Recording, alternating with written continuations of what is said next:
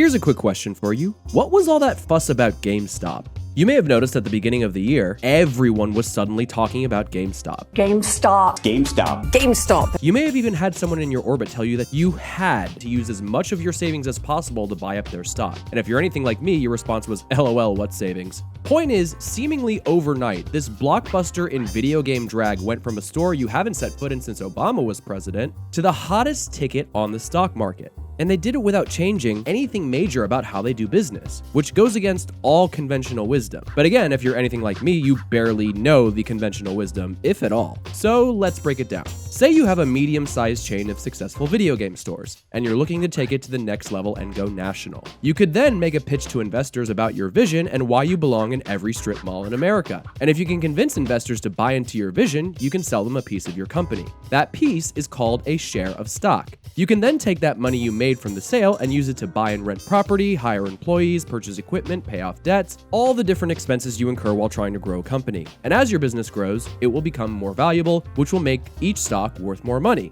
But if you want your stock to be worth real money, you can't just sell it by yourself. You need to do it on an exchange where people can buy and sell multiple types of stocks and assets. To do that, you'll need to conduct what's called an IPO, or an initial public offering. It's like a coming out party meets the show Shark Tank, where you bust open the doors and say, hey guys, I'm offering up this much of my company at this price per share, who wants some? The hope is that enough people will want a piece of you, literally, that it drives your share price up. And that's what happened to GameStop, all the way back in 2002, back when we still needed discs in order to play video games. So then why are they making such big waves almost 20 years later? That story illustrates a few things about today's stock market that are not so great. First, you can only invest in stocks to build wealth if you already have money to invest. If you're part of the more than half of Americans who are living paycheck to paycheck, you can kiss this opportunity goodbye. This might explain why around 85% of last year's stock market profits went to just 10% of American households. The more you can afford to invest, the more you stand to gain. Also, it's possible to make money from a stock even when it goes down. This is called short selling, or shorting for, well, short. And you may recognize it from the 2015 film, The Big Short. When you short a stock, you're basically borrowing it so you can turn around and sell it yourself. Then, if and when the stock goes down, you can buy that share back at a lower price or cover it and pocket the difference. Now, chances are that the average investor will never get to try this. 1, you need a special type of investment account to even do it. 2, it's incredibly risky. But shorting is a frequent tactic used by hedge funds, which are just groups of wealthy investors that pool lots of money together and use it to their advantage to make even more money. And while they tend to be good at what they do, they can also make stupid mistakes. In January of this year, some users of the subreddit Wall Street Bets noticed that hedge funds and other financial bigwigs had shorted more shares in companies like GameStop than actually existed. In other words, they were so confident that the share price of GameStop would go down, they short sold about 140% of the company, kind of like in The Producers. Under the right circumstances, a producer could make more money with a flop than he could with a hit. You bloody little genius! The Redditors then figured out that if enough of them bought stock in GameStop at once, they could drive the share price up and trigger what's called a short squeeze. In other words, a lot of those hedge funds would see the prices rising and then try to buy up shares to cover their position. This would drive the share price even higher. And remember, the big wigs had shorted more stock than actually existed. So, the race to cover their position was a stock market equivalent of musical chairs. Except if you were left standing after the music stopped, you could lose a theoretically unlimited amount of money. And boy, did it work.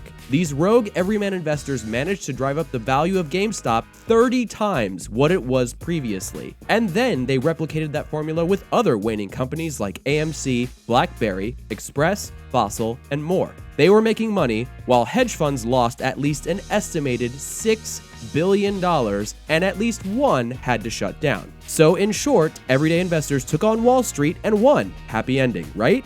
Wrong. Because shortly after the squeeze was triggered, retail investing apps like Robinhood began blocking people from purchasing shares in any of the affected companies. And some users even allege that the app sold shares without their consent. By the beginning of February, shares in all of the affected companies dove back down again, partially because investment apps were preventing users from buying them. Those who bought in closer to the peak ended up losing money. And now there are at least 34 separate class action lawsuits against Robinhood and other online trading apps, alleging that their restrictions sought to manipulate the market on purpose and protect the interests of their high-profile friends. Congress even held multiple hearings about the whole debacle, although no significant legislation has passed as a result. On the bright side though, GameStop's stock is currently sitting at around 5 times the price it was at the beginning of the year. But unless you're one of the lucky few who got in early, this whole fiasco is really just proof that Wall Street desperately needs regulation that can keep it in check. Since that's not happening for a while, here's something else for you to do.